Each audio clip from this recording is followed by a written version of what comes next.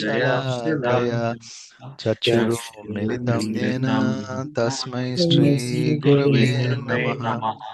श्रीचैतन्यमनोभीष्टं स्वापितं येन भूतले स्वयं रूप कदा मह्यं ददाति स्वपदान्तिकम्। वन्देऽहं श्रीगुरु श्रीयुतापदकमलं श्रीगुरुं वैष्णवां च श्रीरूपं साग्रजातं सगणललिताश्री साद्वैतं सावधूतं परिजनसहितं कृष्णचैतन्यदेवं श्रीराधा कृष्णपादान् सगणललिता श्रीविशाखान्वितां च। हे कृष्णा करुणा सिन्धु दीनबन्धो जगत्पते गोपेशा गोपिका कान्ता राधा कान्ता नमोऽस्तुते। तप्त कांचन गौरंगी राधे वृंदावनेश्वरी ऋषभानुसुते देवी प्रणमामि हरे प्रिये। वाञ्छकल्पतरुभ्यश्च कृपा सिन्धुभ्येव च पतितानां पावनेभ्यो वैष्णवेभ्यो नमो नमः। जय श्री कृष्ण चैतन्य प्रभु नित्यानंद श्री अद्वैत गदाधर श्रीवासादि गौर भक्तवृंद। हरे कृष्णा कृष्ण कृष्ण हरे हरे हरे राम राम राम हरे हरे। हरे कृष्णा कृष्ण कृष्ण हरे हरे हरे राम राम राम हरे हरे। हरे कृष्णा कृष्ण कृष्ण हरे हरे हरे राम राम राम हरे हरे। हरे Krishna.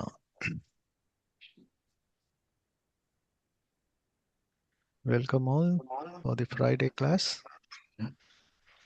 Okay, yeah. Let's sing together. Narayanam namaskrityam naram chaiva narottamam devim saraswatim vyasam tato jayam udirayed nashtaprayeshu abhadreshu nityam bhagavata sevaya bhagavati uttama shloke bhaktir bhavati naistiki krishnaya vasudevaya devaki nandanaaya cha nandagop kumaraya govindaya namo namaha. Om namo bhagavate vasudevaya. Om namo bhagavate vasudevaya. Om namo bhagavate vasudevaya.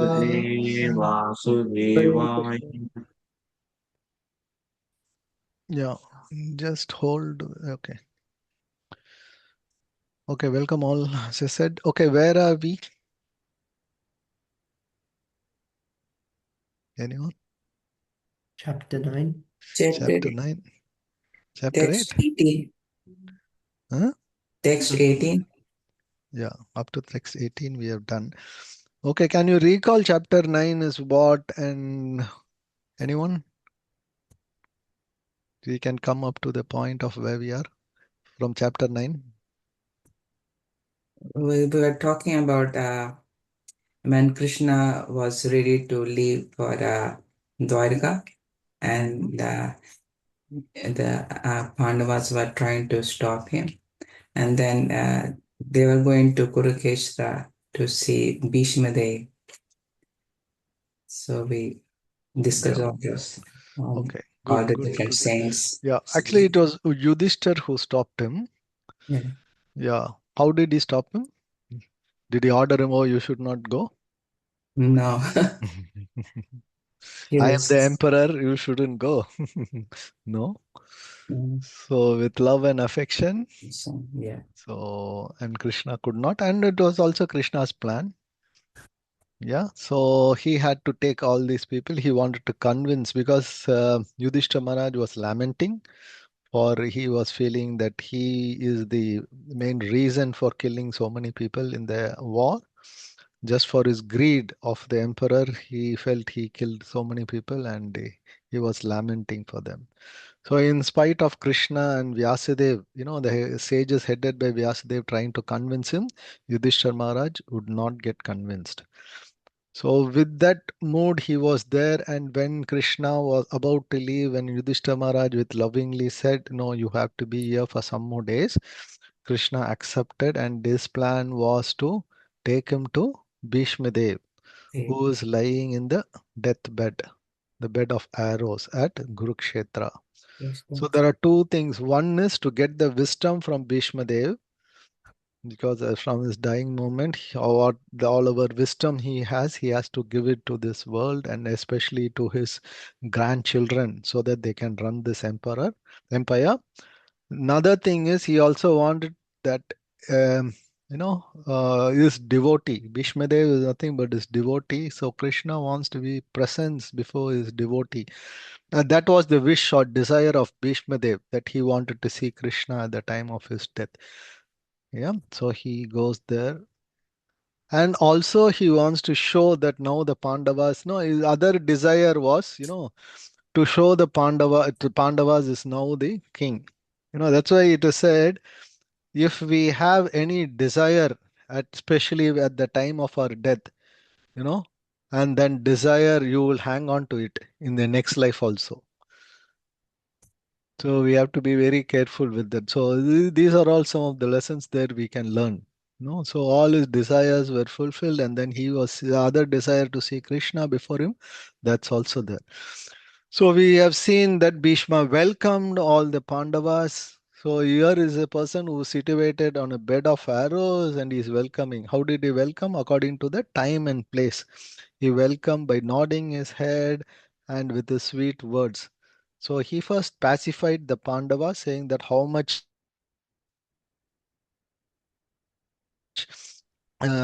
difficulties and struggles they have passed through, and particularly mentioned about Kunti Devi, how she struggled in her life after her husband Pandu died, and how she was able, as a single mother, was able to bring up the child. So these are all lessons. So we can see, the single mother is there right from the Mahabharata time, how she took care of her 5 children and how she brought them up. And he encouraged the Pandavas, you should forget about all the troubles you pass through. That's all influence due to the time factor. So now you accept the path and then follow the plan of the Lord. So Lord now wants you to be the ruler of this entire world. So continue with that. So that's where we finished.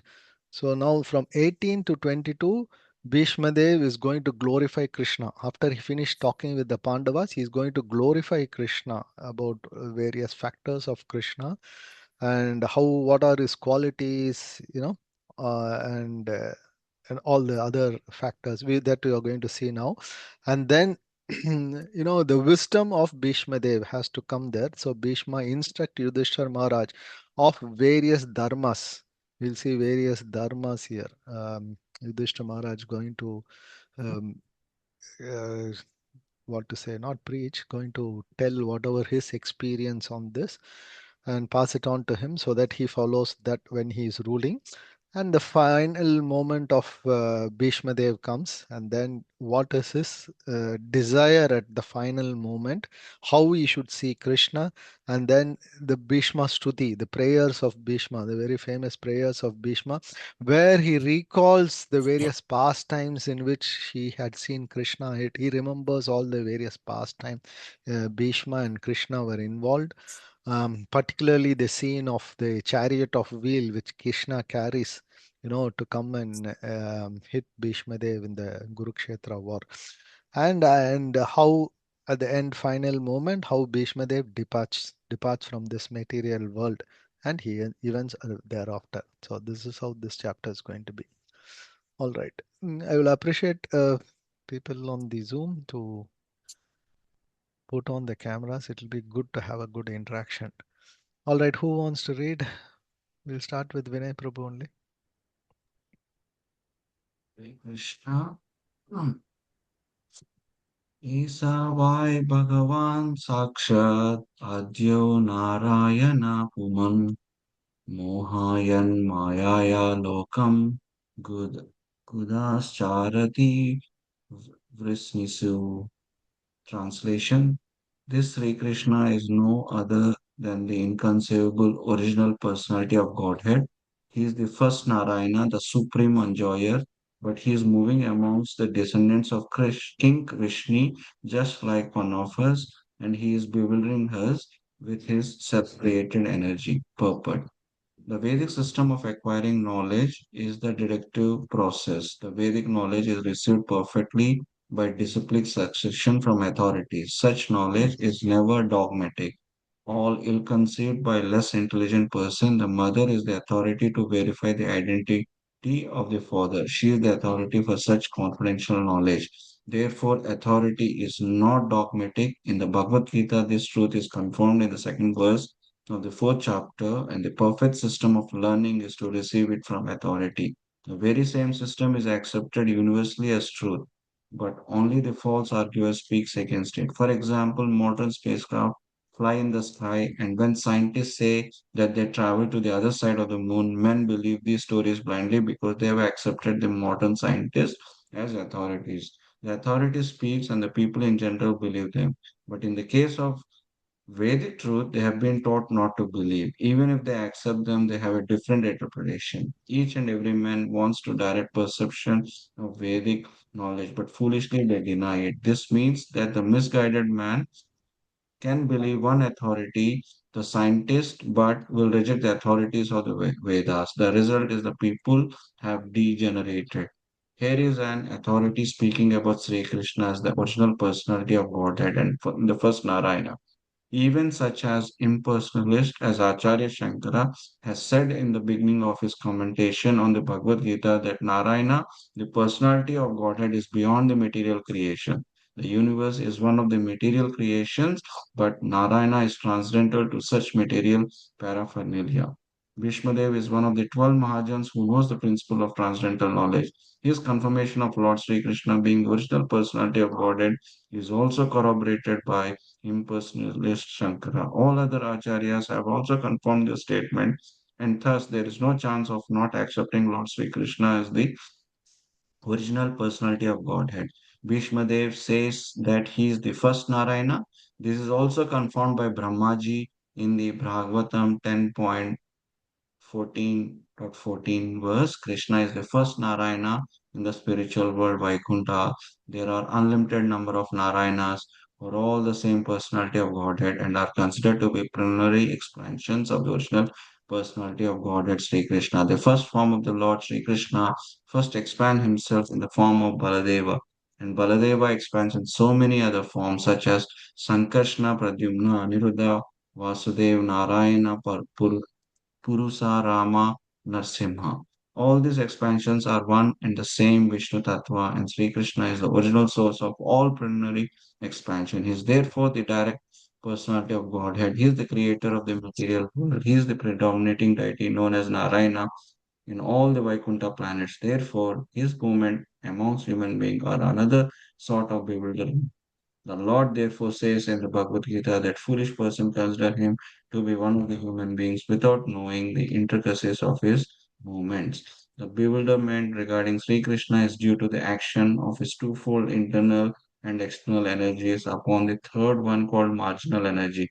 The living entities are expansion of his marginal energy, and thus they are sometimes bewildered by the internal energy and sometimes by the external energy. By internal energetic bewilderment, Sri Krishna expands himself into unlimited number of Narayanas and exchange or accepts transcendental loving service from the living entities in the transcendental world. And by his external energetic expansion, he incarnates himself in the material world amongst the men, animal, or demigods to re-establish his forgotten relationship with the living entities in different species of life. Great authorities like Bhishma, however, escape his bewilderment by the mercy of the Lord. Hare Krishna. Hare Krishna. Thank you, Prabhu. Quite a big purport. So, as I said, this is the first word. So, what are the key point quickly? So, from the translation, so Krishna is inconceivable, and he is inconceivable. the original He is the personality of God. original personality. He is the No, original personality Narayana. So, 2 points. Third point is he is the supreme personality of the enjoyer. Godhead, Enjoyer. supreme enjoyer. Yeah. So, three key points there is inconceivable. No, very difficult. What is inconceivable? Very difficult to understand Krishna. He is the original personal Narayana, first Narayana, the two, and he is the supreme enjoyer. So, in spite of all these things, so how is he? He is moving around Yes. the Vishnu or the Yadu dynasty like one among us. So, that is bewildering. So, why he is telling that? Because Krishna was so friendly with Pandavas and Arjuna, he was all the time very friendly with him. He used to eat with him, he used to sleep with him, they were that kind of a friend. So Bhishma Dev is saying he's not an ordinary person. He is the supreme God. But he is just like one of us. So you don't think he is also like you. So he is someone different. You cannot um, understand him. He is inconceivable. Okay. And okay, Prabhupada in the purport. So what is the first thing he's saying? How is the Uh, Vedic system acquired? What are the two processes in which any system can be acquired? from Vedas and disciplic succession. Yeah. Generally, it is called ascending process and descending Not process. So okay, yeah. Vedic system, how is it? Is it ascending or descending Descending. process? It's a descending. It's a descending process. So what do you mean by descending process? Means yeah, it's a disciplic succession, right? Yeah. It From is the coming acharya. from a parampara system. Yes. So and as a authority, the knowledge is coming through. All right. What is the next second paragraph? Prabhu, what is the example of ascending succession? Is there It's any a example of ascending succession also? No, not in the Vedic system. There are two of process where it ascends. Okay. Okay. So from my Vedic experience. is, yeah. Yeah, from my experience, it is self gurus, right? Ascending system is. Um, Yeah, because there is, it's all self created, and then they try to preach, um, all false gurus, right? hmm. Yeah, ascending is, that's what my understanding. Yeah, but it cannot mean that. That means they are not the Vedic system at all. Yeah, Yeah, yeah. they are And beyond it. they came Yeah, out they of create their their own. musical, yeah, from their brains. Yeah. Yeah. Okay. All right. Let's go to the next one, Prabhu. Next paragraph. What is the key point? Um, he's beyond material creation. He's transcendental uh, to this cosmic world. Even Shankarshna, has mentioned that he's beyond the material creation. Yeah. Yeah, yeah. So here, so this is a universal truth. So universal way of understanding the truth.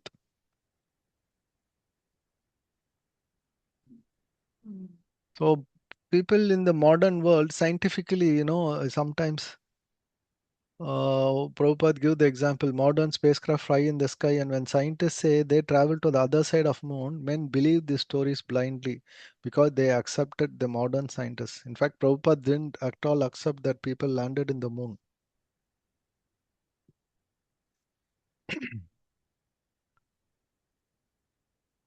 So even if they accept them, they give different interpretation. Even everyone wants a direct perception. So Vedic knowledge we cannot accept by direct. We have three. What are the three process in which the Vedas are Praman, Veda Praman? What are the three Pramans? Shrutis, yeah, is it? Vedas Praman, is it a Shruti, right? You mean the Shabd Praman, direct? Anuman Praman, And and third one is that is the first one actually. okay.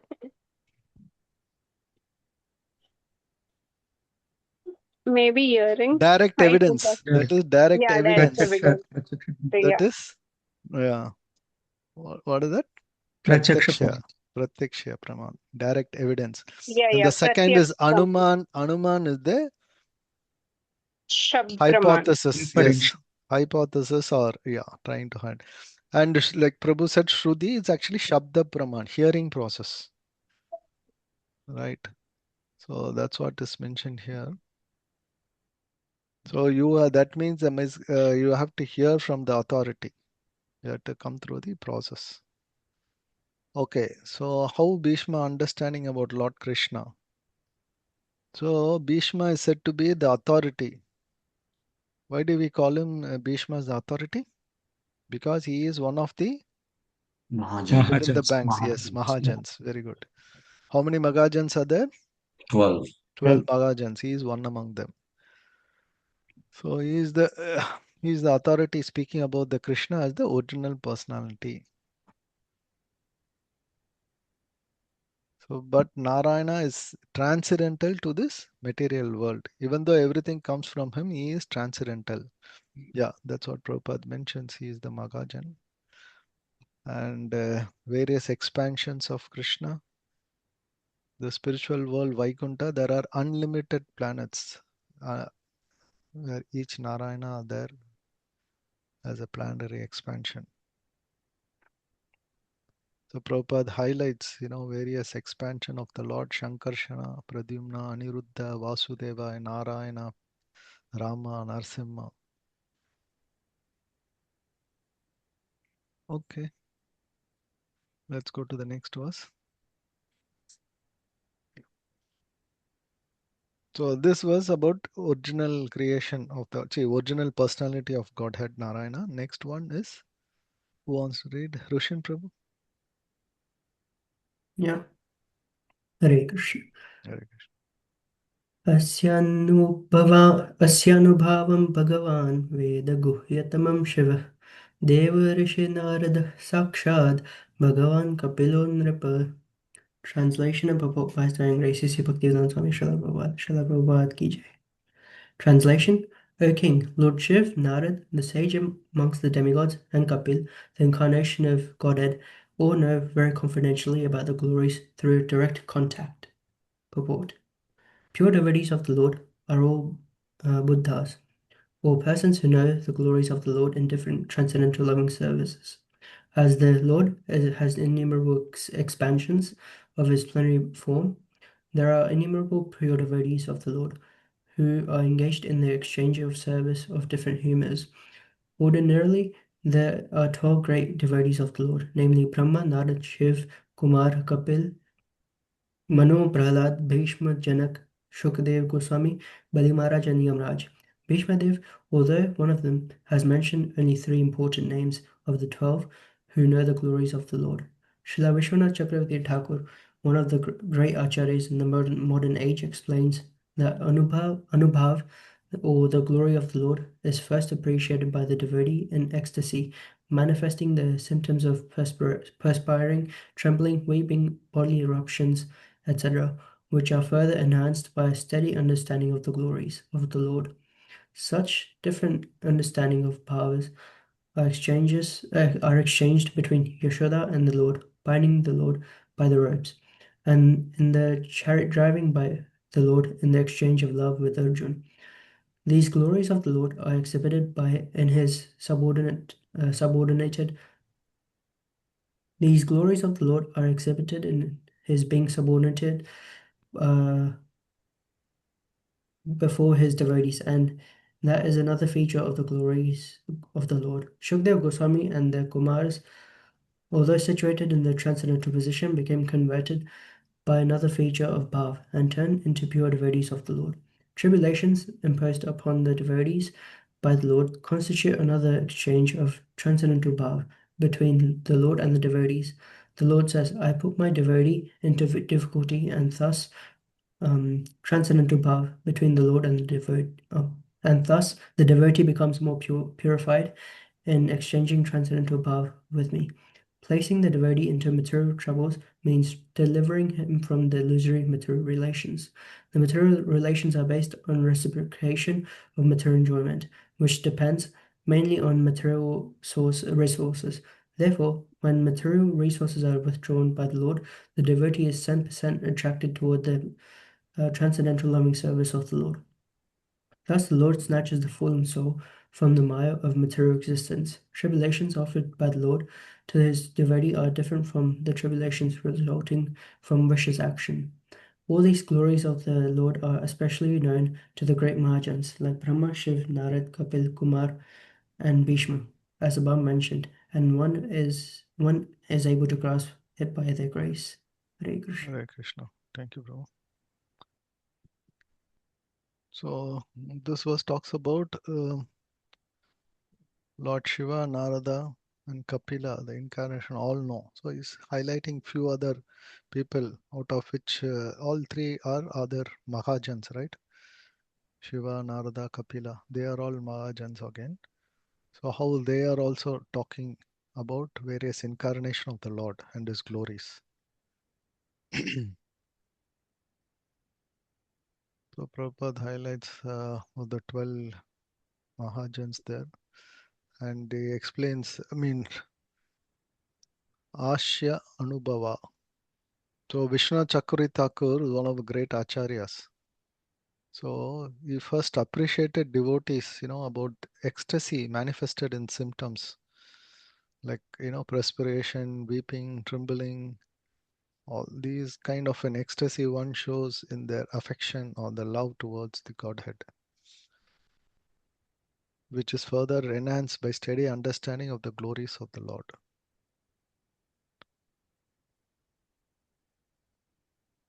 Okay.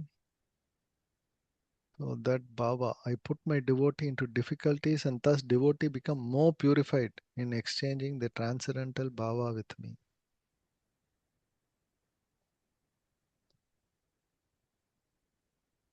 So says when the material resources are withdrawn, when someone is put into suffering, the devotee is 10% attracted towards transcendental loving service.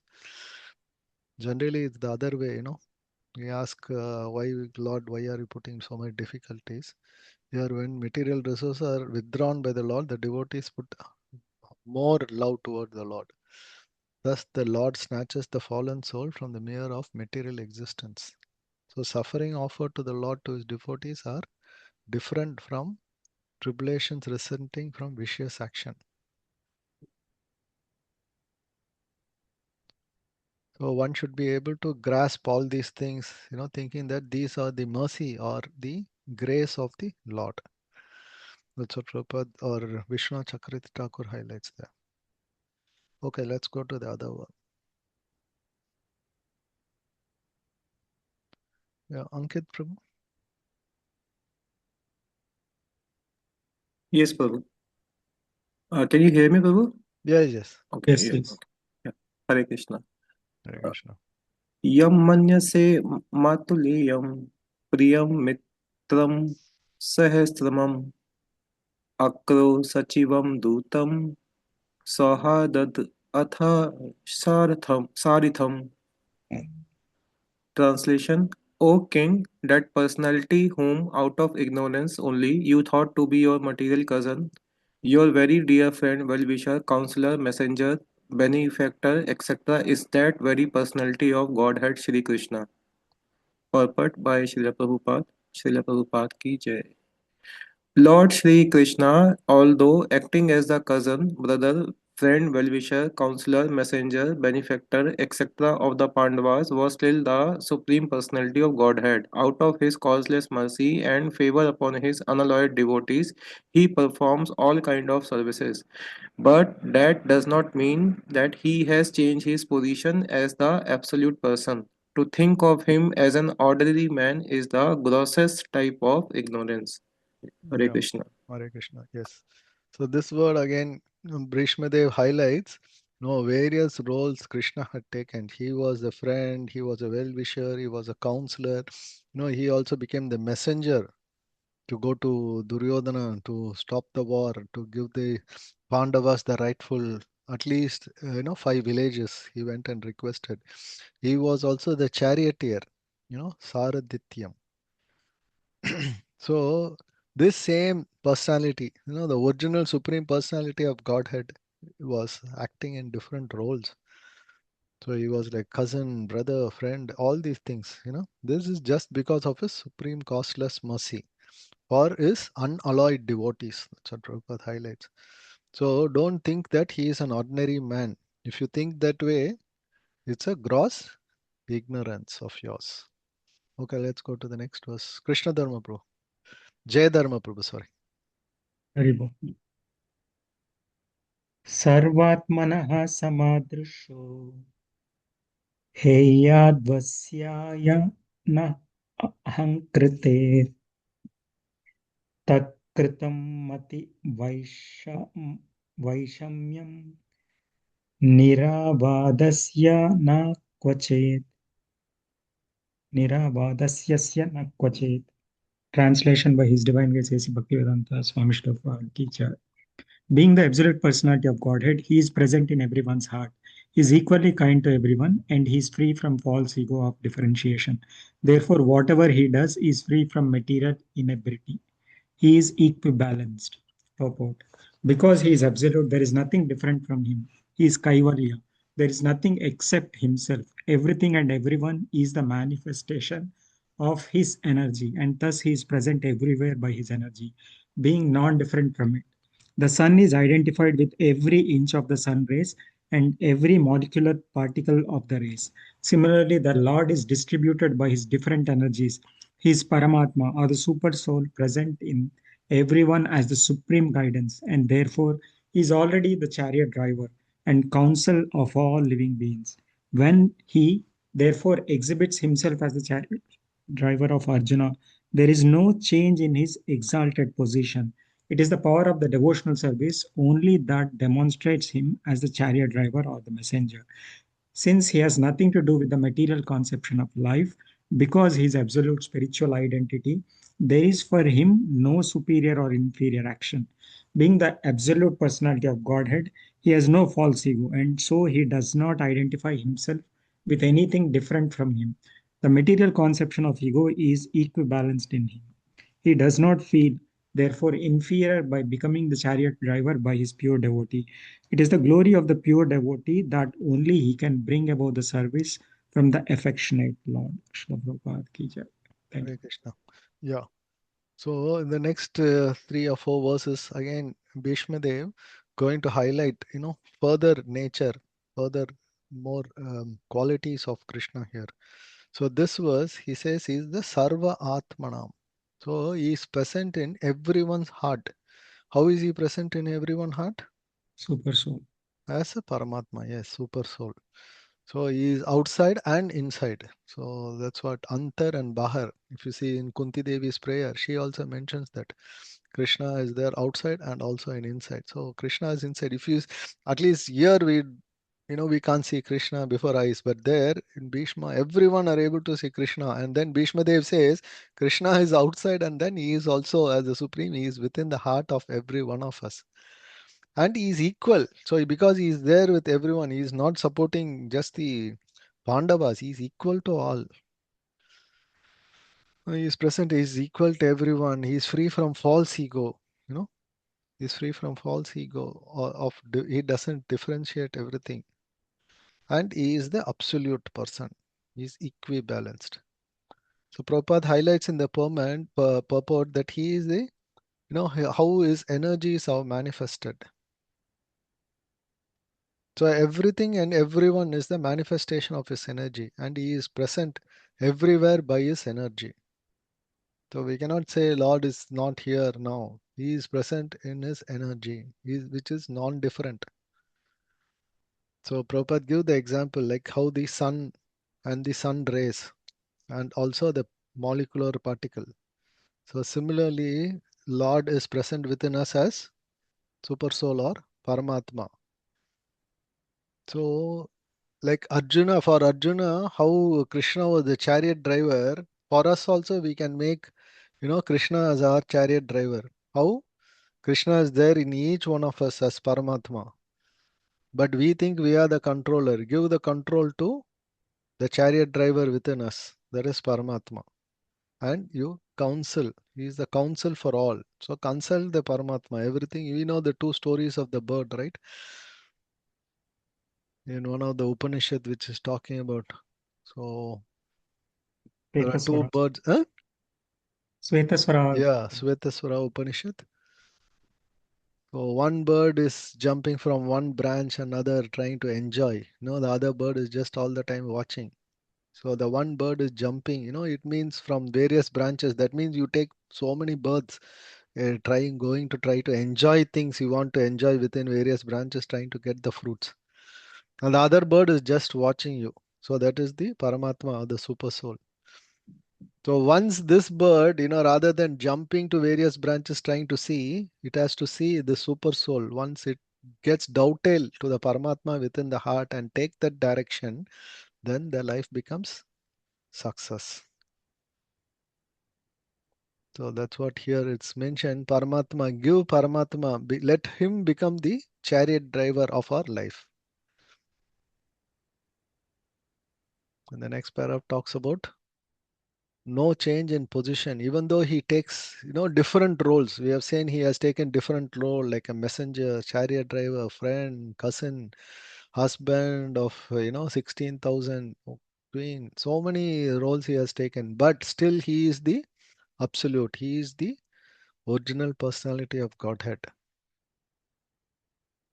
So, so what are the characteristic of such original personality? He has no false ego. Even though he is the supreme, he has no ego that he is the supreme. And he is balanced to everyone. So he is equal to everyone. Yeah. All right, let's go to the next verse. Who wants to read? Rakesh Prabhu? Hare Krishna, Prabhu. Hare Krishna. तथा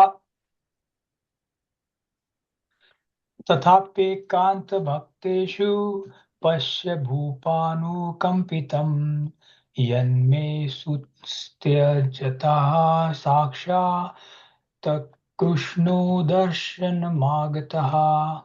Translation. Yet, despite his being equally kind to everyone, he has graciously come before me while I am ending my life, for I am his unflinching servitor. Purport by Srila Prabhupada. Srila Prabhupada ki jai. The Supreme Lord, the Supreme Personality of Godhead, Shri Krishna, although equal to everyone, is still more inclined to his unflinching devotee who is completely surrendered and knows no one else as his protector and master. Having unflinching faith in the Supreme Lord as one's protector, friend, and master is the natural condition of eternal life. A living entity is so made by the will of Almighty that he is most happy when placing himself in a condition of absolute dependence. The opposite tendency is the cause of fall down. The living entity has his tendency of falling down by dint of misidentifying himself as fully independent to lord it over the material world. The root cause of all troubles is there in false egotism. One must draw towards the Lord in all circumstances. The appearance of Lord Shri Krishna at the deathbed of Bhishma ji is due to his being an unflinching devotee of the Lord. Arjuna had some bodily relation with Krishna because the Lord happened to be his maternal cousin. But Bhishma had no such bodily relation. Therefore, the cause of attraction was due to the intimate relation of the soul. Yet, because the relationship of the body is very pleasing and natural, the Lord is more pleased when he is addressed as the son of Maharaja Nanda, the son of Yashoda, the lover of Radharani. This affinity by bodily relation with Lord is another feature of reciprocating loving service with the Lord. Bhishma Deva is conscious of this sweetness of transcendental humor, and therefore he likes to address Lord as Vijaya Sakhe, Partha Sakhe, etc., exactly like Nanda Nandana or Yashoda Nandana. The best way to establish our relation in transcendental sweetness is to approach him through his recognized devotees.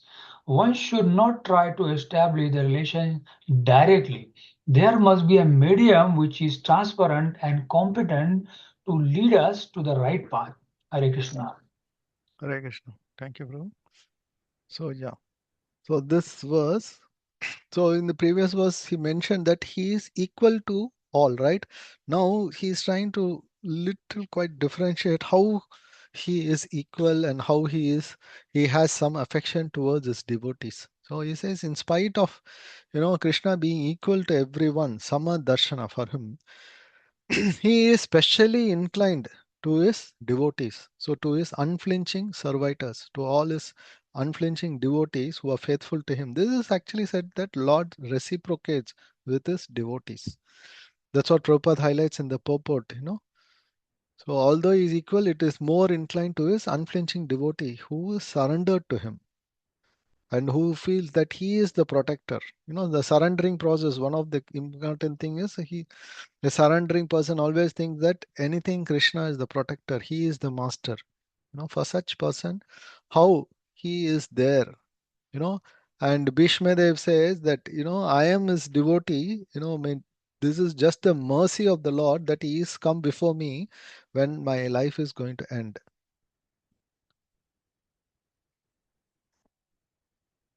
So the next paragraph talks about how Krishna is independent.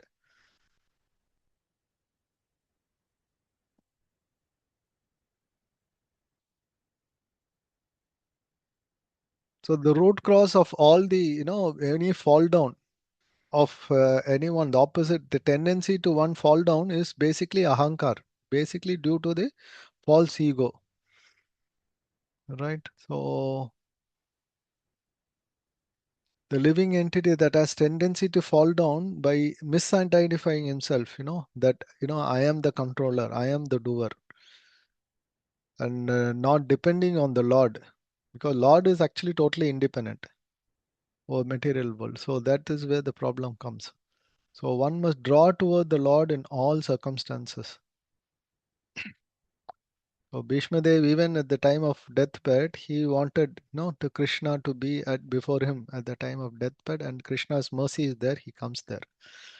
And Prabhupada in the last paragraph highlights that Bhishma has no relationship with Krishna. Like unlike Arjuna, for him Arjuna is the cousin, right?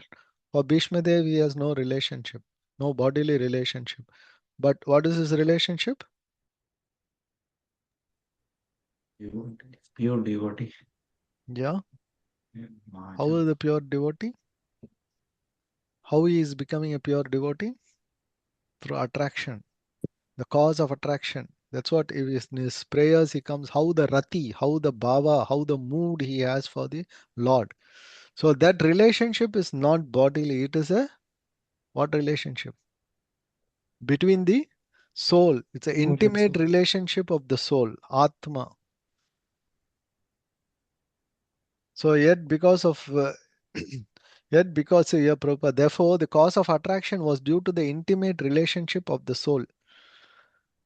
So Lord will be more pleased if he is addressed as, the son of Yashoda, the lover of Radha Rani and other things.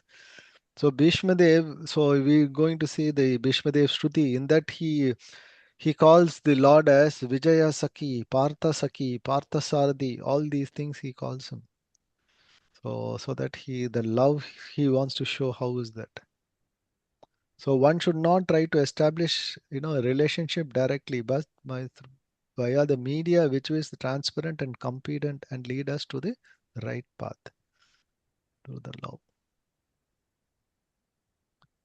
So the best ways to establish our relation is transcendental sweet time is to approach him through devotees. So that's why we talk about going through a Guru Parampara system. All right, who wants to read next? Read to Mataji, want to read? Hare Krishna, text 23. Bhakteya Vesha Mano Yasmin Vacha Nama Kirtanya Tayajan Kalevaram Yogi Muchayete Karma Biha. Translation: The personality of Godhead, who appears in the mind of devotee by attentive devotion and meditation and by chanting of the holy name, releases the devotee from the bondage of fruitive activities at the time of his quitting the material body. Purport: Yoga means concentration of mind detached from all other subject matter, and actually such concentration is samadhi, or cent person engagement in the service of Lord, and one who concentrates his attention in that manner is called yogi. Such a yogi devotee of the Lord engages himself 24 hours daily in the service of the Lord, so that his whole attention is engrossed with the thoughts of the Lord in ninefold devotional service, namely hearing, chanting, remembering, worshipping, praying, becoming a voluntary servant, carrying out orders, establishing a friendly relationship, or offering all that one may possess in the service of Lord. By such practice of yoga or linking up in the service of the Lord, one is recognized by Lord Himself, as it is explained in the Srimad Bhagavad Gita concerning the highest perfectional stage of samadhi. The Lord calls such a real devotee the best amongst all the yogis. Such a perfect yogi is enabled by the divine grace of the Lord to concentrate his mind upon the Lord with a perfect sense of consciousness, and thus by chanting his holy name before quitting the body, the yogi is at once transferred by the internal energy of the Lord to one of the eternal planets where there is no question of material life and its commitment concomitant factors. In material existence, a living being has to endure the material conditions of threefold miseries, life after life, according to his fruitive work. Such material life is produced by material desires only. Devotional service to the Lord does not kill the natural desires of living beings, but they are applied in the right cause of devotional service. This qualifies the desire to be transferred to the spiritual sky. General Bhishma Deva is referring to a particular type of yoga called Bhakti Yoga, and he was fortunate enough to have the Lord directly in his presence before he quitted his material body. He therefore desired that the Lord stayed before his view in the following verses. Hare Krishna. Hare Krishna. Thank you, Mataji. So, what is this verse talking about? It's talking about the power of Bhakti Yoga, right? Yeah. So, it says the devotee who appears, when Lord appears in the mind of a devotee, what happens? He is absorbed in Krishna. Such a person, what happens? Released Is from the released from, yeah, bondage, from the bondage of attachment. fruitive activities, particularly at the time of quitting the material body. So a devotee mind has to be absorbed. So in the 8th chapter of Bhagavad Gita also Krishna says, right? Yam yam. Yam yam vapi smaranam bhava. So whatever you remember at the time of your death, that is what you will take. If you remember me, you will come back to me. So this again, Bhishma Dev is mentioning that here. So one should always have Lord in his mind. So what is that process in the yoga? Prabhupada highlights in the yogic process of the stage of samadhi, right? There are 8 stages in the yoga, like yama, niyama, asana, pranayam, pratyahara, dharana, Dhyana dhyana, and samadhi. samadhi. So these 8 stages. Finally, you are totally absorbed, without any reconciliation. You are totally absorbed, Lord in the mind. So that is through the dhyana yoga. So again, the 6th chapter of Bhagavad Gita highlights this, right? So how is that same process we can achieve?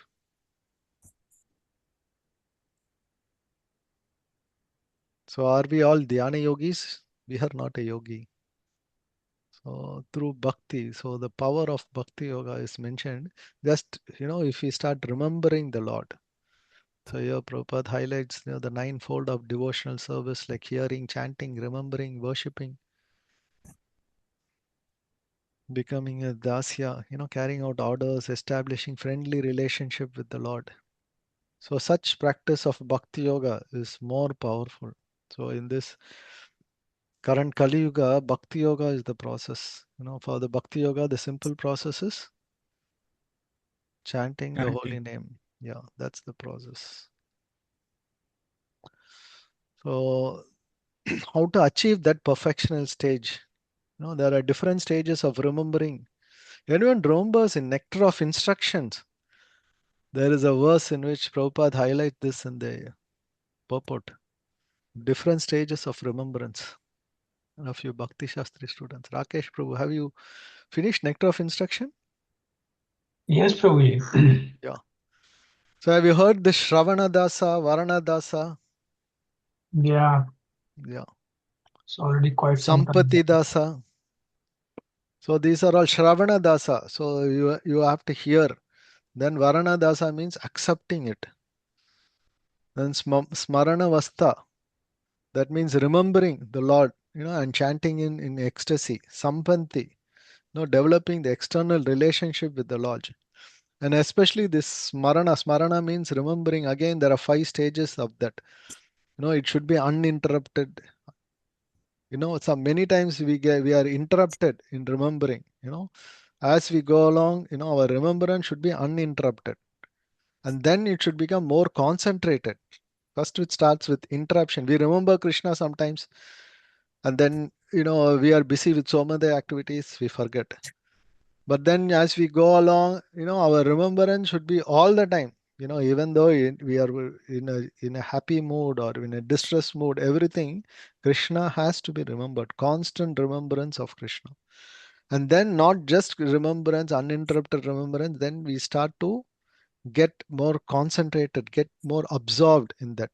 And then our meditation starts expand, and it becomes all the time constant. And it becomes uninterrupted and unceasing. Anusmrita. Anusmrita. Anu means, one meaning of it is follow, or other thing is it is all the time, constant remembrance of it. That you attain the stage of samadhi. So that's what is explained. So those who are interested, you can read the purport of Nectar of Instruction. I think it's verse number 8 of Nectar of Instruction. So to get more on that. So the samadhi equal state is we can do by bhakti yoga by through remembrance. We know that hearing, chanting, remembering, we know Shravanam, Kirtanam, Smaranam. So like that. Then Lord's mercy on yogis. So the Lord calls such a rare devotees best among all the yogis. So he considered all the devotees achieving the stage of samadhi stage just by chanting his holiness. Thus, by chanting his holy name before quitting the body, the yogi is transferred by the internal energy of the Lord. So, what happens in a material existence in this world? Material desire causes the material existence. Such material life is produced due to our desire only. So dovetail all your desires for Krishna. So that's where the bhakti comes. Devotional service of the Lord kills the natural desire and applying for the right cause of devotional service. So generally Bhishma Dev is referring to this yoga called as bhakti yoga.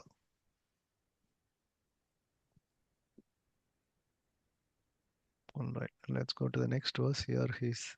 What is his desire he is going to tell. We all have that desire. So what Prabhupada highlights is we are in this cycle of samsara, because of our material desire.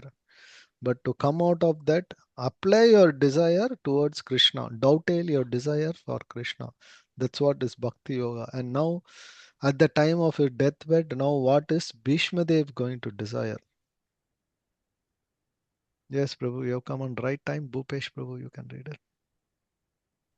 Hare Krishna Prabhu, thank you. Sadeva Devo Bhagavan Pratikshatam Kalevaram Yavad Idam Hinomya Aham Prasanna Hasar Runa Lochanalasan Mukhambujo Dhyan Pathaschaturbujaha.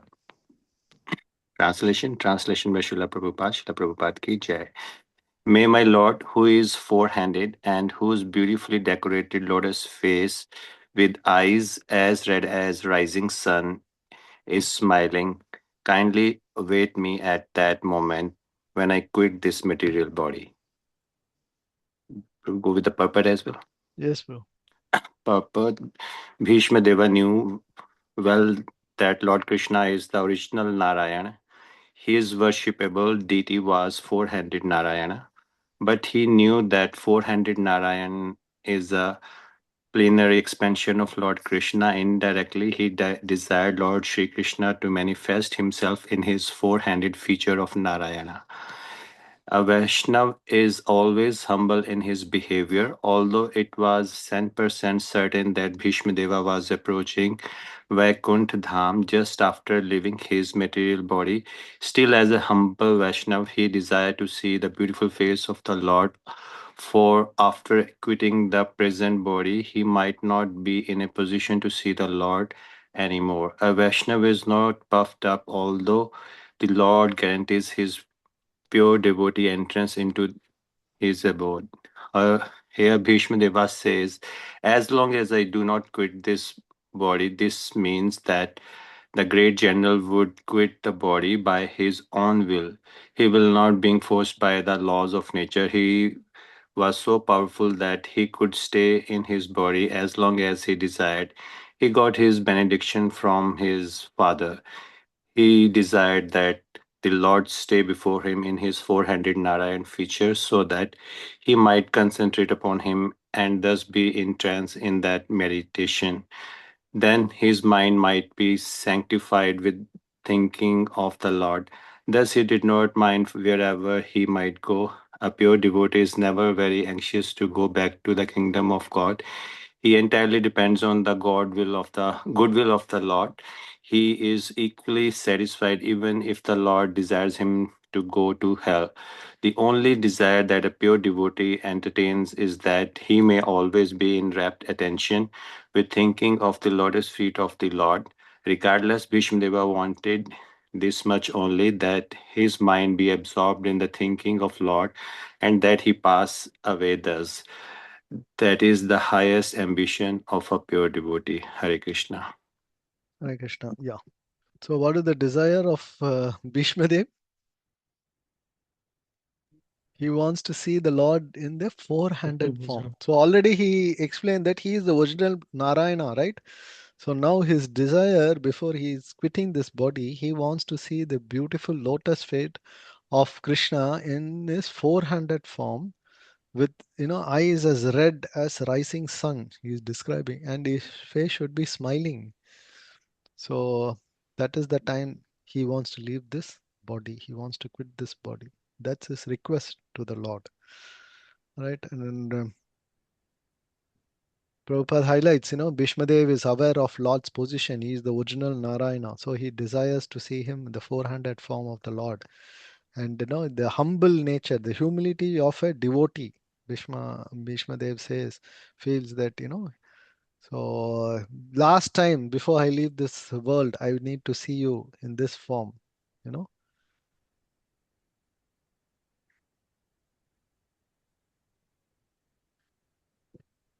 So yeah, he desired the Lord to stay before him in the four-handed Narayana feature, so he might be fully absorbed in the Lord. He will be in meditation while he is, Atma leaving this body.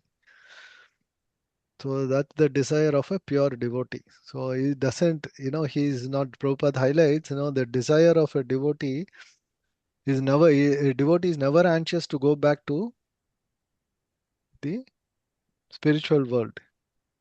No, but all of us think, oh, we have to go back to Godhead. But Prabhupada says a devotee doesn't rear. He always satisfied even if the Lord desires him to go to hell. So what does he actually desire?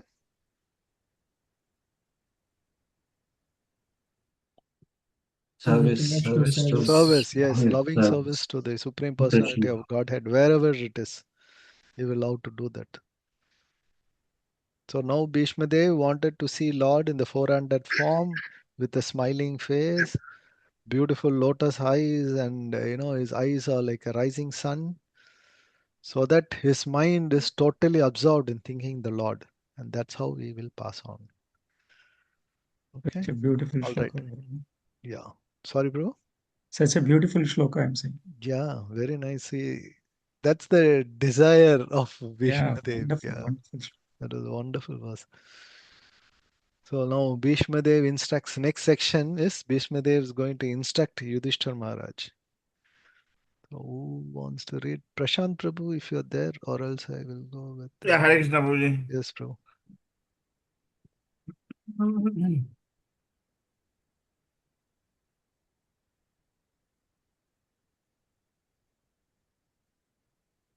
श्रीसुत उवाच युधिष्ठिरस्तद् यु- युधिष्ठिरस्तस्तद् आकर्णे श्यानं शरपुञ्जरे अप्रच्छ द्विविधा विधान् धर्मान् ऋषीणां चानुशृण्वताम्.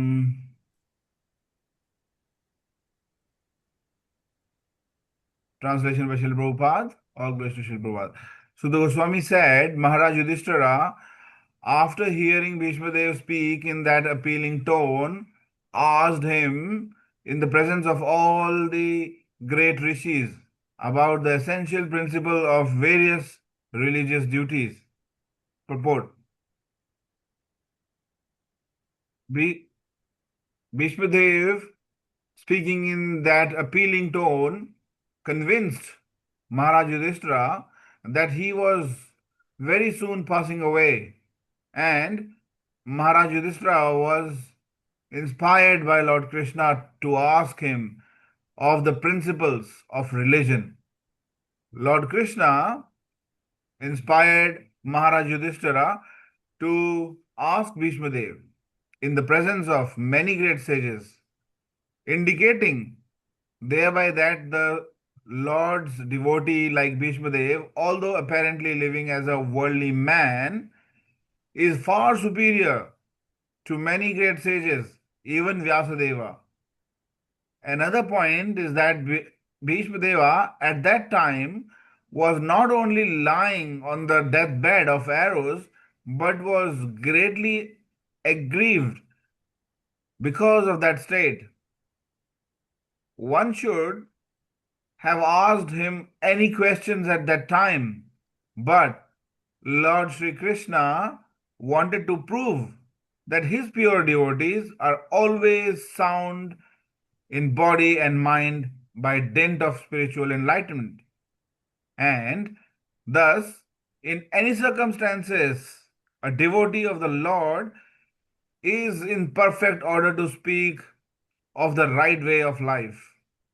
Yudhishthira also preferred to solve his problematic questions by asking Bhishma Dev rather than ask anyone else present there who was seemingly more learned than Bhishma Dev. This is all due to the arrangement of the great wheel warrior Lord Sri Krishna, who establishes the glories of his devotees. The Father likes to see the Son become more famous than himself. The Lord declares very emphatically that worship of his devotees is more valuable than worship of the Lord himself. Hari Bol. Hare Krishna. So after this, as I said, there's a new section where now Yudhishthira Maharaj starts speaking now. After hearing what Bhishma Dev spoke, in an appealing tone about Lord Krishna. Now Yudhishthira Maharaj, what is he asking? He's asking about various principles of religious duties, various dharmas. Can you tell me about various dharmas? And Sutta Goswami highlights that is being asked in presence of all great rishis. There are so many rishis, we read also, the various people who are there, assembled there. All in spite of so many sages, here Prabhupada highlights, he is asking the religious principle or about various dharmas from Bhishma Dev, who's actually not a sage, right? So he's not a sage. Even, Prabhupada, that's what he's saying. The superiority of Bhishma Dev's position is shown here. So even Yudhishthira Maharaj did not ask Vyasadev, but he asked Bhishma Dev, right? So that's nothing but Krishna. It is said that Krishna inspired Yudhishthira Maharaj to ask him. Krishna inspired him with him as the Paramatma. He inspired as the super soul for Yudhishthira Maharaj to request him about this. Because we know that Yudhishthira is now lamenting. He feels he has not done a proper dharma, killing all these people. So he wants to know what is all the dharmas of. So there are two things here. One is uh, Bhishma Dev is glorified by Krishna. Even though he is in the deathbed, his wisdom has to be revealed to this world. So Krishna wants that to come out, and for that he is inspiring Yudhishthira Maharaj to ask these questions. And Prabhupada says, Krishna wants to prove that his devotees, pure devotees, are even sound in the mind, even at the time of death. In all circumstances, they are perfect to speak, for anything. So that's the compassion nature of a devotee is again highlighted here. So Prabhupada also ends with saying that as he wants to glorify the son, he says, like how a father likes to see a son become more famous than him. So the Lord declares, the worship of his devotees is more valuable than the worship of Lord himself. Okay, let's go to the next text. Who wants to read? Vinay Prabhu, I'll come back to you. Hare Krishna.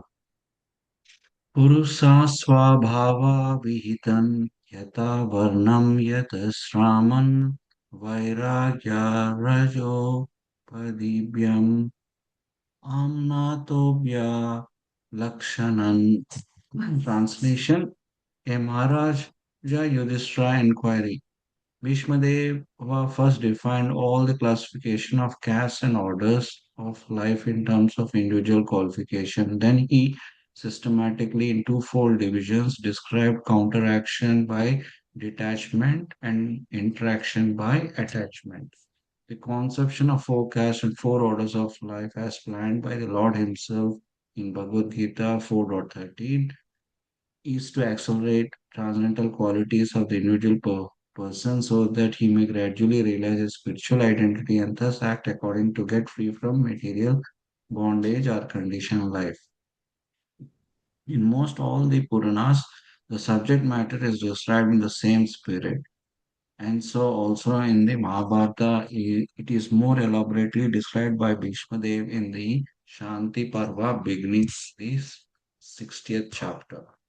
The varnasrma dharma is prescribed for the civilized human being just to train him to successfully terminate human life. Self-realization is distinguished from the life of lower animals engaged in eating, sleeping, fearing, and mating. Hare Bhishma Krishna. Prabhu, Dev, we'll stop here. yeah, We'll discuss and then we'll go. This is quite a big purport. Yeah. yeah. So do you want So, me to read? yeah, can you brief what is the translation? Okay. So, yeah, so in this, whatever Yudhishthira Maharaj has asked, Bhishma Dev has defined the varnashrama system, right? And then he systematically um, described how to be detached and how to be attached. Okay, yeah. Yeah. So there are three types of dharma is mentioned in this verse. So one is, as you said, varnashram.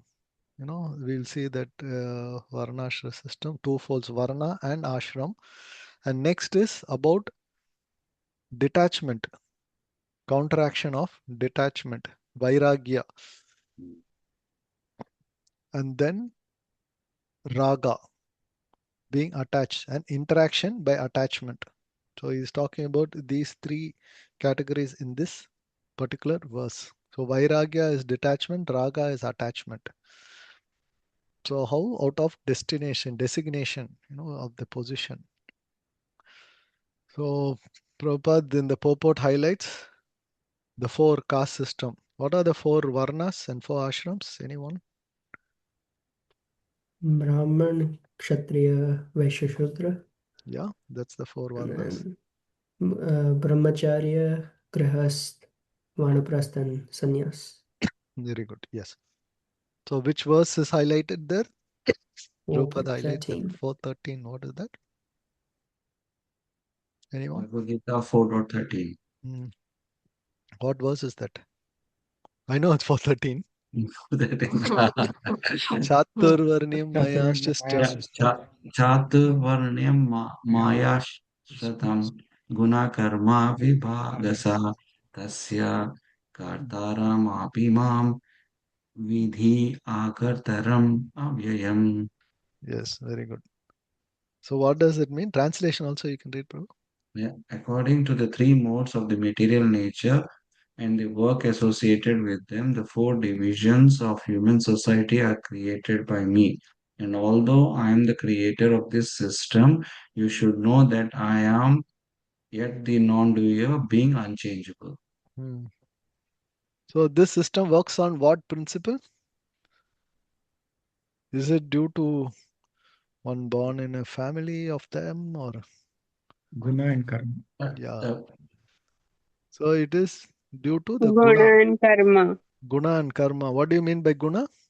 qualities. Material modes of nature. Yeah, the three modes of material nature. Okay. So guna, what is karma? We all know the karma, what we act, whatever the past action. All right. So that's this four. The two folds are varnasrma is based on that. What is the ultimate purpose of varnasrma? To realize God, Yeah. self-realization, God realization. Yeah. Where did we see this in Srimad Bhagavatam? Anyone remembers? In Second the second chapter. chapter of the first canto. Just go back. There's mentions the ultimate purpose of Varnashra Dharma is to know Vishnu or Krishna. So, all right. So, the concept of four are planned by Lord Himself. So, Lord Himself made the system. Why is to accelerate the transcendental qualities of individual and gradually realize the spiritual identity, and thus to become free from material bondage or conditioned life. So Varnashra system is a very gradual process in which but it is not in Kali Yuga, it is very difficult to follow the system. So that's why we follow the Bhakti Yoga process.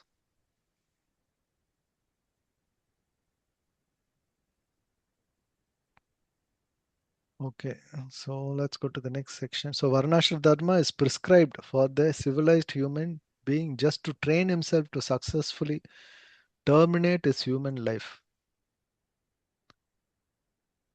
Yeah. So self-realization is distinguished. Yeah. Okay. From, Let's see the next. What are the qualifications Bhishma Dev is going to give? yeah, not to become angry, not to lie, to equally distribute wealth, to forgive, to beget children only by one's legitimate wife, to be pure in mind and hygienic in body, not to be inimical towards anyone, to be simple, to support servants or subordinates. One Yeah. cannot be called a civilized person without acquiring the above mentioned preliminary qualities. Yeah. This is we can compare ourselves. What position are we in this to equal what all the nine qualification required. All right. Next. Okay, beside these, the Brahmanas, the intelligent men, the administrative men, the mercantile community, and the liberal class must acquire special qualities in terms of occupational duties mentioned in all the Vedic scriptures. For the intelligent man, controlling the senses is the most essential qualification. It is the basis of morality. Sex indulgence, even with a legitimate wife, must also be controlled, and thereby family control will automatically follow. An intelligent man abuses his great qualifications if he does not follow the Vedic way of life. This means he must seriously make a study of the Vedic literatures, especially of the Srimad Bhagavatam and the Bhagavad Gita. For learning Vedic knowledge, one must approach a person who is 10% engaged in devotional service. He must not do things which are forbidden in the Shastras. A person cannot be a teacher if he drinks or smokes. In the modern system of education, the teacher's academic qualification is taken into the consideration without evaluation of his moral life. Therefore, the result of education is misuse of high intelligence in so many ways. The Kshatriya, the member of the administrative class, is especially advised to give charity and not to accept charity in any circumstances. Modern administrators raise subscriptions for some political functions but never give charity to the citizens in any state functions. It is just the reverse of the injections of the Shastras. The administrative class must be well versed in the Shastras, but must not take the profession of teachers.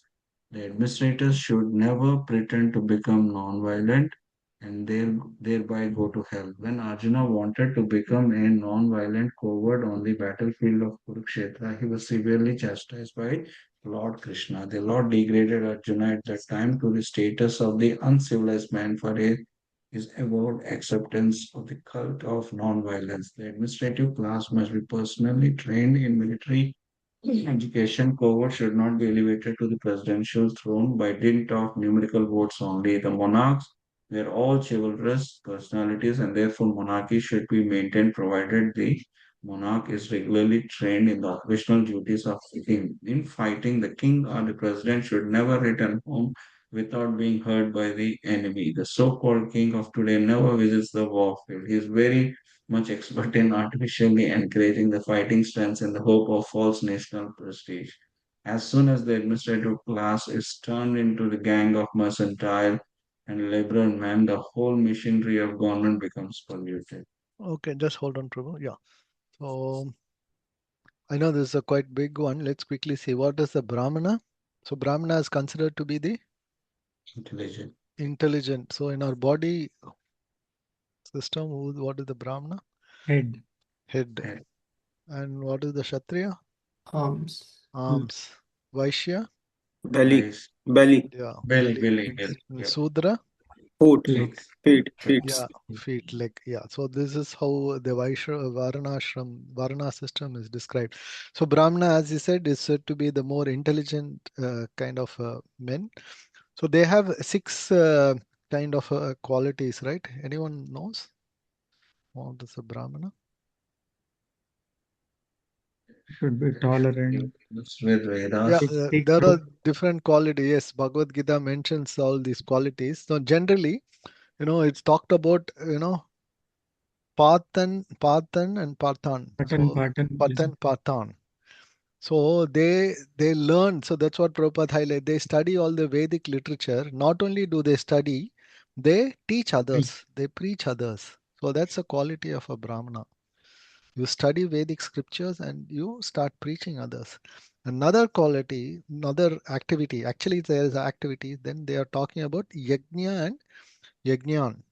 So they perform. They are the one who performs the sacrifice yajna, right? So not just for themselves, they do yajna for others also on behalf of others. That's the role. And then they talk about dana and pratigra. No? Dana. Dana means charity. Then accepting charity, giving charity and accepting charity. So these are the six activities of a Brahmana.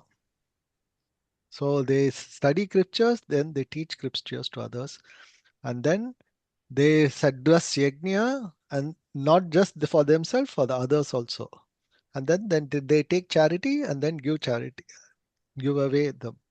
So it is said if a Brahmana is taking a charity in the morning, by the end of the day he holds nothing. He gives away everything. and next day he expects God will give and it will come to him. So that's what is a Brahmana. So that's why in today's world you can't really find a true Brahmana there. So that's what Prabhupada highlights here, the Vedic literature, especially Srimad Bhagavatam and Bhagavad Gita. So one must approach, a person who is totally engaged in devotional service and to learn from him the Shastras. And he should be an Acharya. So what is an Acharya? Basically teaching by example. You teach something, but you yourself don't follow. That's not the Acharya. Ideal teacher is he does what he does. A person cannot be a teacher if he drinks or smokes. That Prabhupada highlights. Then for Kshatriya, so the Kshatriya quality is basically to protect his people, subject matter. They are administrative. In today's world, all the politicians or administrative people are considered to be Kshatriya people. It's not, it is advice. They should give charity and they should not accept charity in any circumstances. Right? And it's not that they become non-violent and kind of a thing. Prabhupada highlights, as administrator, they have to face all the thing like how Arjuna said, he did not want to fight, right? So that doesn't mean in today administration or politician they should be fighting, be non-violence, but wherever it comes, they have to be little firm on that. So basically, in the administrative class is now become a businessman, is become a gang of mercantile and also laborers men. The whole machinery of government will become polluted. All right. Mataji wants to continue, Prabhu. She wants to read. Is it okay? Purport?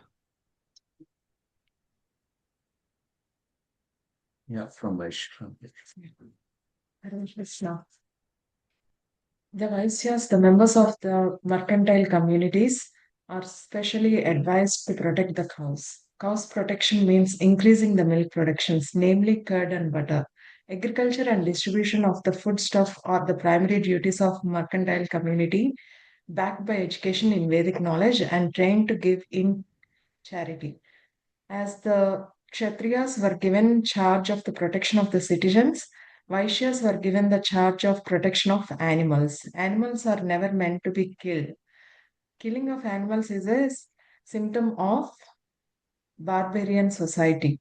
For a human being, agriculture, produce, fruits, and milk are sufficient and compactable foodstuffs. The human society should give more attention to animal protection. The productive energy of the laborer is misused when he is occupied by industrial enterprises. Industry of various types cannot produce the essential needs of man, namely rice, wheat, grains, milk, fruits, and vegetables. The production of machines and machine tools increases the artificial living fashion of a class of vested interests and keeps thousands of men in starvation and unrest. This should not be the standard of civilization. Hare Krishna. Should I continue, Prabhu? Yeah, Sudras also.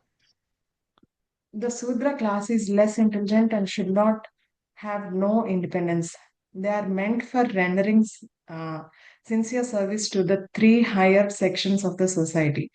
The Sudra class can attain all comforts of the life simply by rendering service to the higher classes. It is especially enjoined that a Sudra should never bank money. As soon as the Sudras accumulate wealth, it will be misused for sinful activities in wine, women, and gambling. Wine, women, and gambling indicate that the population is disgraded to less than Sudra quality. The higher caste should always look after the maintenance of the Shudras and they should provide them with old and used garments. A Shudra should not leave his master when the master is old and invalid, and the master should keep the servant satisfied in all respects. The Sudras must first of all be satisfied by sumptuous food and floating before any sacrifice is performed. In this age, so many functions are held by spending millions, but poor laborer is not sumptuously fed or given charity, clothing, etc. The laborers are thus dissatisfied and so they make agitation. Okay, thank you, Matan. Yeah. Hare So the Krishna. next two things Thank are you. Vaishya and Sudra. So Vaishyas, Prabhupada says these are members from mercantile business community. So especially their role is to protect the cows. Like Kshatriyas, how they are protecting, their subject. So these Vaishyas are specifically to protect the cows. So why? Because cow protection increases milk production because of that curd, butter, and other thing. Agricultural, all these things are very related. So how much important is given in even during the Vedic times on that? So and then today protection means that means it should not go to the slaughterhouses. So today so many slaughterhouses and export market is thriving, particularly for after cow killing, slaughtering. So Prabhupada says killing of animal is symptoms of barbarian society. So we are getting into that now more and more. So about the Sudras, Prabhupada says these are less intelligent people. So he said Brahmanas are very fully intelligent people, while Sudras are less intelligent people, and they should not be independent. So they should be under the protection of the higher three sections. So they should be serving these higher three sections. So as soon as the sutras becomes to accumulate wealth, what happens? They misuse it for various sinful money, sinful activities, particularly women, wine, and gambling. So this, what happens, will degrade the entire society. So that's why the higher class people should control, they maintain this proper sudra. So they should not leave them agitated. They should give the enough charity to them, enough clothing to them, so that they are taken care. But today's situation, everyone wants all the right. So there's no. But sometimes if you say all of us come under the classification of Sudras, no, because all of us, we have some other masters who's feeding us, giving us, for economic development. We are laborers basically. All right, the last paragraph. Prabhu, you can continue, Vinay Prabhu. The varnas are, so to speak, classifications of different occupation, and ashrama dharma is gradual progress on the path of self-realization. Both are interrelated, and one is dependent on the other. The main purpose of ashrama dharma is to awaken knowledge and detachment. The brahmachari ashrama is the training ground for the prospective candidates. In this ashrama, it is instructed that this material world is not actually the home of living being.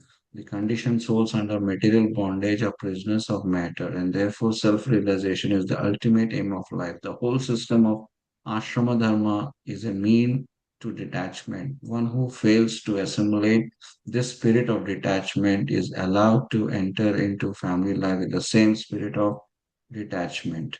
Therefore, one who attains detachment may at once adopt the fourth order, namely renounced, and thus live on charity only, not to accumulate wealth, but just to keep body and soul together for ultimate realization. Household life is for one who is attached, and the vanaprastha and sannyasa order of life are for those who are detached from the material life. The brahmachari ashrama is especially meant for training both the attached and the detached. Hare Thank you, Krishna. Prabhu. Hare Krishna. So this section talks about the ashrama section of Varnashra Dharma, like the brahmacharya. What is the role of a brahmacharya ashram? Is to get trained to be a prospective candidate to become a grahastha, right? So for Varnashram, Ashra Dharma means both attachment and detachment.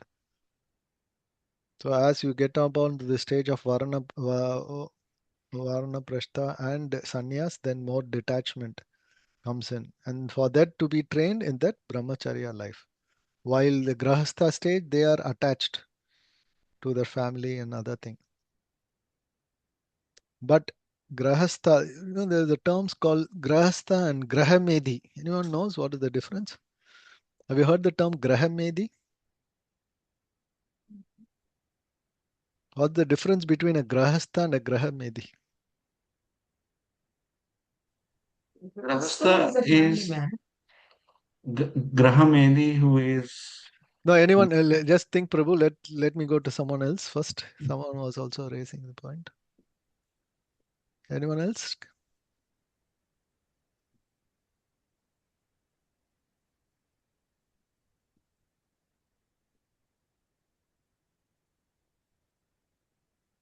Okay, no one knows what is the Grahastha and Grahamedi? Yes, Ranjita Mataji. I'll come to Prashant Prabhu next. Probably, I feel Grahamedi is someone who lives only for sense enjoyment. There is no spiritual connection in between. Yeah. And a Grahastha who will keep Krishna in the center and then she'll take care of the house. Yeah. Yes, Prashant Prabhu. You want to add something? Yes, Prabhuji. So the Grihastha will live by spiritual sacred rules. There will be Vedic duties. They will perform samskaras and everything. But Yeah. then Grahamedi is totally be running behind money, status, power, sense gratification, behind everything. Yeah, correct. So Grahastha is, but both are householders. So if you see Grahastha and Grahamedi, they are both householders. They have a family, they have a wife, they have a children, other thing, and they run the family. So Grahastha, even though he does, he goes to work, he does everything, but then his focus is always on the transcendental. What is the ultimate truth? Ultimate, going towards the finding out, inquiring into the ultimate truth for self-realization, for knowing who is God, going in the spiritual path. Whereas a Grahamedi is totally in the materialistic way. Medi actually means envy or being jealous. So you start being jealous. Oh, this person has got this society, he's got this fame, he's got this property, he's got this one, he's got that one. I should also be getting it. They become very envious, they become jealous, and then they start, working harder to achieve that goal.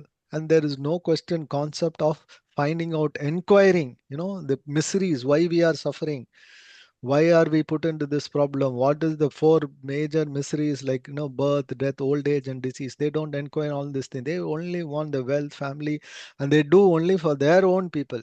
Even they are envious to others, neighbors also. So that's what is difference between Grahamedi and Varnasrma talks about Grahasthas, not about Grahamedis. All right, let's go to the next verse. Rushin Prabhu.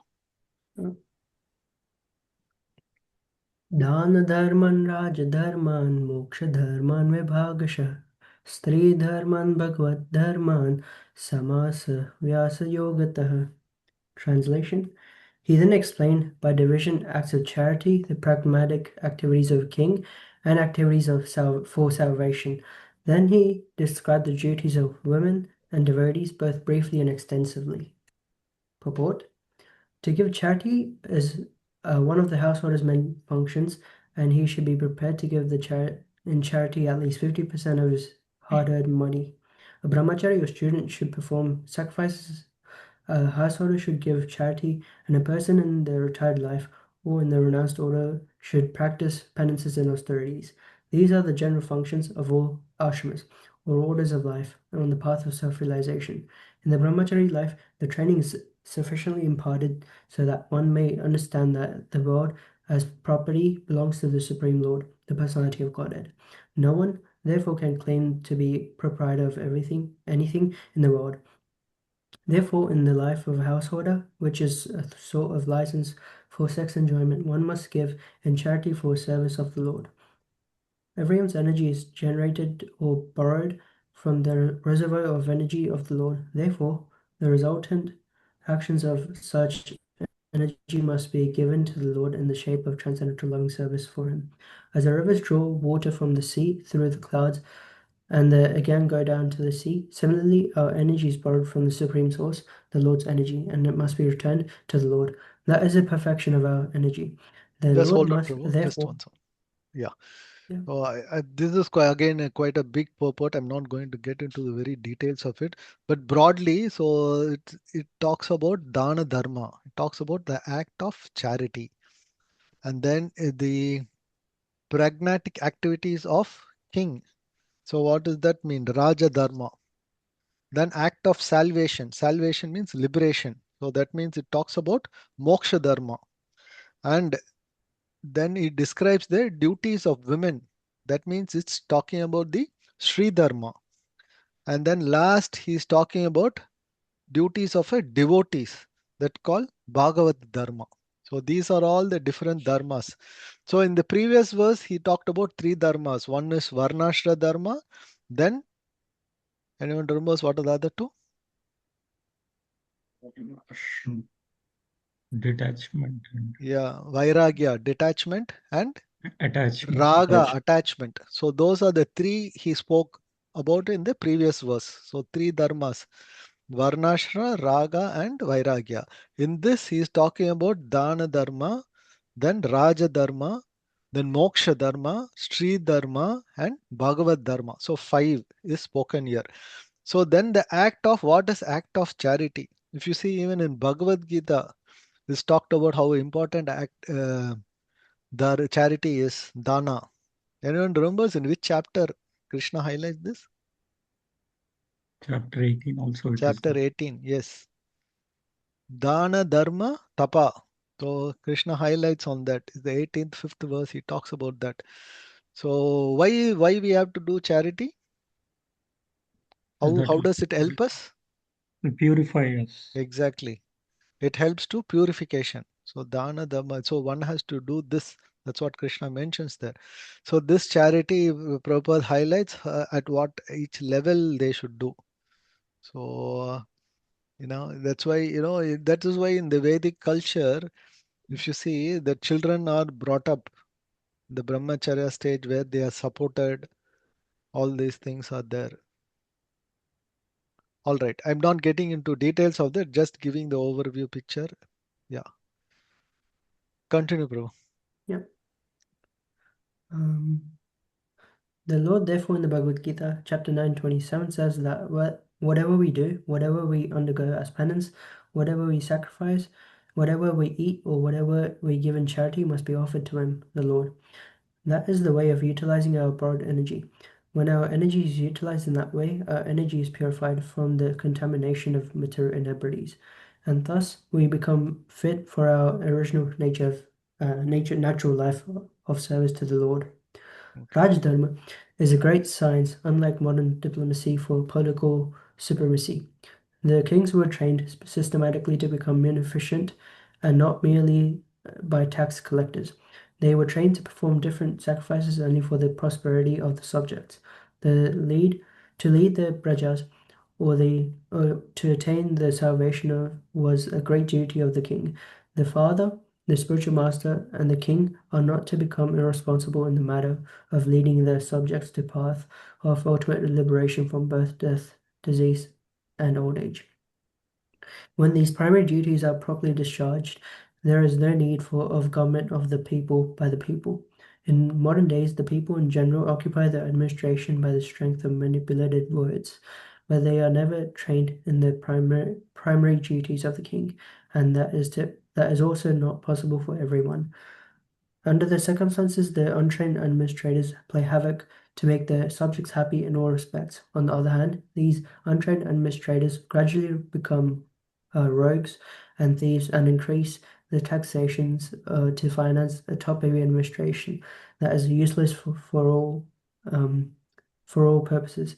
Actually, the qualified brahmanas are meant to give direction to the kings for proper administration in terms of scriptures like the Manu Samhita and Dharma Shastras of Parashar. A typical king is the ideal of the people in general, and if the king is pious, religious, chivalrous, and beneficent, the citizens generally follow him. Such a king is not a lazy, sensuous person living at the cost of the subject, but alert always to kill thieves and dacoits. The pious kings were not merciful to dacoits and thieves in the name of nonsensical ahimsa, non-violence. The thieves and dacoits were punished in an exemplary way so that in the future no one would dare commit such nuisances in an organized form. Such thieves and dacoits are never meant for administration as they are now. Okay, Prabhu, we'll stop there. Probably you go to, can you scroll a little more, Prabhu? Go to the paragraph as far as salvation. Let's go to moksha dharma. As Raja far as dharma, yeah, as far as salvation is concerned, yeah. As far as salvation is concerned, one has to conquer the principles of lust, anger, unlawful desires, avarice, and bewilderment. To get freedom from anger, one should learn how to forgive. To be free from unlawful desires, one should not make plans. By spiritual culture, one is able to conquer sleep. By tolerance, only one can one conquer desires and avarice. Disturbances from various diseases can be avoided by regular diets. By self-control, one can be free from false hopes, and money can be saved by avoiding undesirable association. By practice of yoga, one can control hunger, and worldliness can be avoided by culturing the knowledge of impermanence. Dizziness can be conquered by rising up, and false arguments can be conquered by factual sentiments. Talkativeness can be avoided by gravity and silence, and by prowess one can avoid fearfulness. Perfect knowledge can be obtained by self-cultivation. One must be free from lust, avarice, anger, dreaming, etc., to actually attain the path of salvation. Hare Krishna. Yeah. So this paragraph talks about the moksha dharma. So the next one talks about stri-dharma. You want someone to continue, Prabhu, Oh or you yeah, I okay? can continue. Yeah. As far as the women class are concerned, they are accepted as a power of inspiration for men. As such, women are more powerful than men. Mighty Julius Caesar was controlled by Cleopatra. Cleopatra. Such powerful men are controlled by shyness. Therefore, shyness is important for women. Once this control valve is loosened, women can create havoc in society by adultery. Adultery means production of unwanted children, known as varnasrma, who disturb the world. Okay. Should I continue? Yeah. This is the last section of talking about the Bhagavad Dharma. The last second term taught by Bhishma Dev was the process of pleasing the Lord. We are all eternal servants of the Lord, and we forget this essential part of our nature. We are put into a material condition of life. The simple process of pleasing the Lord, for the householders especially, is to install the deity of the Lord at home. By concentrating in the deity, one may progressively go on with their daily routine work. Worshipping the deity at home, serving the devotee, hearing the Srimad Bhagavatam, residing in a holy place, and chanting the holy name of the Lord are all inexpensive items by which one can please the Lord. Thus, the subject matter was explained by the grandfather to his grandchildren. Hare Hare Krishna. Krishna. So at the end, Bhishma Dev talks about the Bhagavad Dharma, how important is the process to please the Lord. Yeah. So in that Prabhupada highlights, hearing Srimad Bhagavatam, residing in holy places, chanting the name of the Lord. So these are some of the few, I think the topmost five among these mentioned in Nectar of Devotion. What to achieve. Okay, last verse for the day we'll do. Krishna, Jai Dharma Prabhu. Give it to you. You got Dharma in your name. We are discussing about it. I'm a servant, Dharmadas only, Prabhu. Dharmartha kama moksham cha sahopayan yata mune nana netihaseshu varnayam asatatvavid. Translation. Then he described the occupational duties of different orders and statuses of life, citing instances from history, for he was himself well acquainted with the truth. Purport by Srila Prabhupada Ki Jai. Incidents mentioned in the Vedic literature, such as the Puranas, Mahabharata, and Ramayana, are the factual historical narrations that took place sometime in the past, although not in any chronological order. Such historical facts, being the instructive for ordinary man, were assorted without chronological references. Besides that, they happen on different planets. nay, in different universes, and thus the description of the narrations is sometimes measured by three dimensions. We are simply concerned with the instructive lessons of such incidents, even though they are not in order by our limited range of understanding. Bhishma Deva described such narrations before Maharaj Yudhisthira in reply to his different questions. Srila Prabhupada ki jai. Thank you. Hare Krishna. Yeah.